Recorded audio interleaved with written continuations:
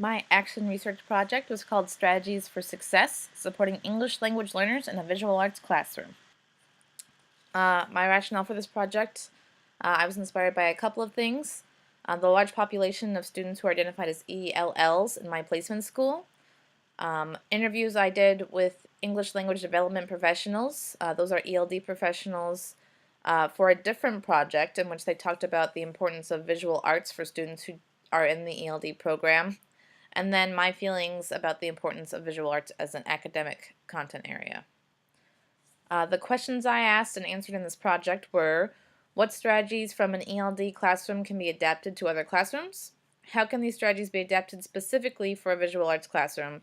And does including these strategies to instruct ELLs in a visual arts classroom help students feel more supported and successful? For my literature review, I found sources from the Western Oregon University Library and from a couple other academic journals.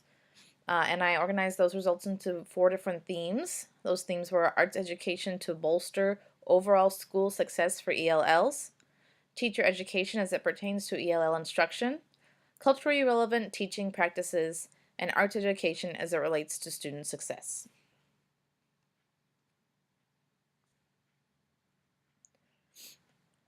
My methods of conducting this research were varied.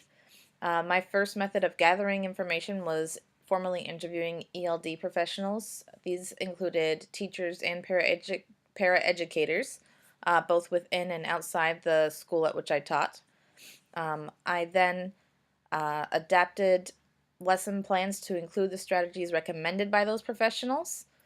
Next, I compared the results of those lessons that included those recommended strategies to earlier previous lessons, one lesson in particular that I focused on. At the conclusion of that second lesson, I gave an exit survey to my students to further see where they felt supported and where we could improve more.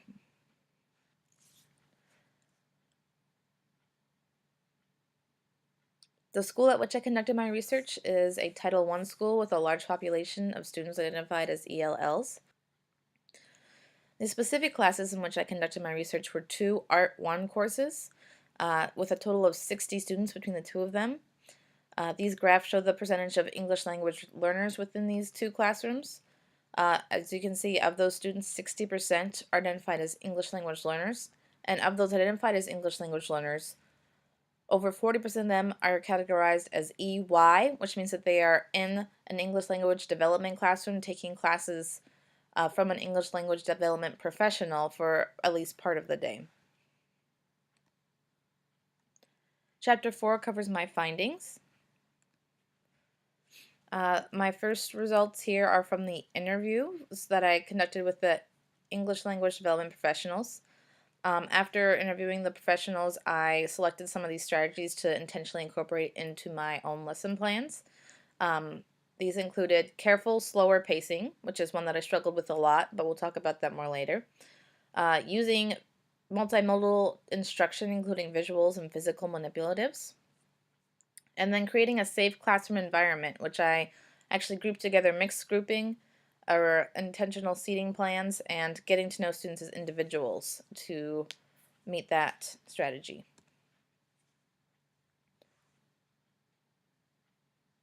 These 2 pictures are the student results of the lesson plans that I focused on for this project.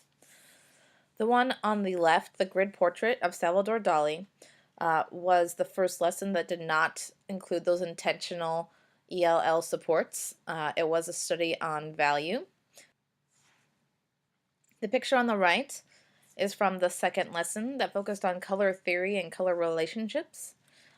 It was a much more structured worksheet, and we'll talk about the success of that in Chapter 5. And then finally I have the results of the exit survey. These are the questions students were asked to fill out as part of an anonymous survey. The most important one was this first question here: do you feel supported in this classroom? Why or why not? This one, students overwhelmingly answered that they did, due to one of the specific strategies actually recommended by the ELD professionals, which we'll go over more later. However, while students felt more supported, To answer the other questions, do you have trouble following instructions in class, and what could we do to make instruction easier? Students also overwhelmingly answered that we needed to go slower, which is an interesting result because the second lesson did incorporate ways in which we could have intentionally slowed down the lesson, but it was interesting to see that those weren't quite as effective enough. But again, that's something we'll address in Chapter 5. My overall conclusions for this project was that it was mostly a success. Successes included integrating intentional opportunities to build positive student relationships. This was the factor that most students cited when they said that they felt supported within the classroom. All of the students who answered the survey, who identified at the bottom of the survey that their first language was something other than English, did say that walking around the classroom and checking in on them and individually helping students was one of the things that helped them feel successful and supported in the classroom. Multimodal instruction was another success. That's something that lends itself really naturally to a visual arts classroom. Addressing learning differences was another area of success. This was one of the in-test standards that I focused on. And by focusing on students who are learning in a language that is not necessarily the language they're most comfortable in, really helped me with meeting this in-test standard. And then the student results. The student results were a really telling sign of success for this project. One thing that my students have struggled with throughout the semester is just turning in their work, completed or otherwise, but especially completed. Students have until the very end of the school year to turn in any of their projects. And despite this, even at this point at the end of the year, my students still have not turned in. Many of them, I would say more than half of them, have not turned in their grid portrait from that first assessment with these 2 lessons. Whereas for the second lesson, the one on color theory, almost all students not only turned their assignment in, they turned it in completed, and they turned it in by the due date or within a week of it, which is really, really impressive for this class. Areas of improvement. Integrating supports that allow for more time in class. I do believe that one of the reasons students were able to turn in more of their work for the second assessment is because I created a more intentional worksheet for that lesson that eliminated some steps and allowed students for more time to work in class. Also, having a more supported worksheet encouraged students to keep working while I walked around the room and checked on students, which was another one of my intentional strategies. Whereas with the first lesson, because the worksheet was less structured, students would watch me model filling in some of the grid squares, and then many of them, as soon as I walked around the classroom to help an individual or check on people, as soon as I stopped modeling, they would stop working. And students who didn't complete their assignment, many of them didn't turn it in because they didn't complete it or because they didn't feel good about how it turned out. Another area of improvement was giving students equal attention. Those students did overwhelmingly report that they felt supported via the exit survey. Students who said that they didn't were students who identified themselves as native English speakers. They noted in their survey that I would go around and help other students, but they didn't feel like they got the help they needed.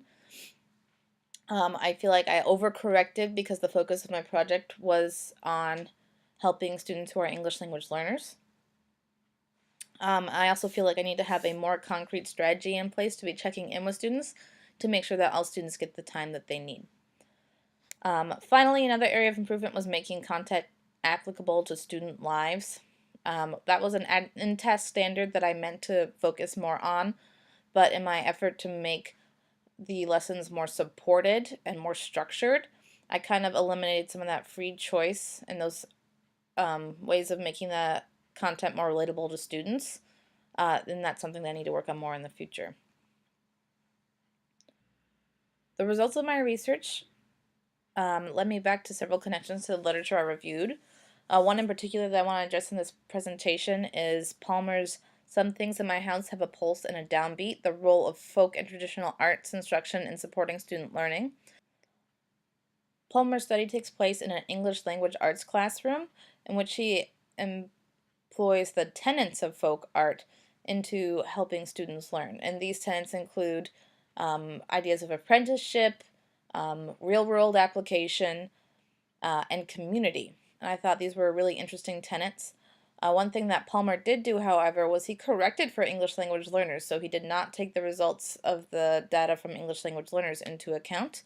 I feel like this would be a really interesting method to employ and intentionally to help the success of English language learners, especially within the visual arts classroom.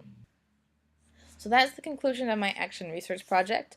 Overall, it was a success in helping my students learn, especially my students who are identified as English language learners.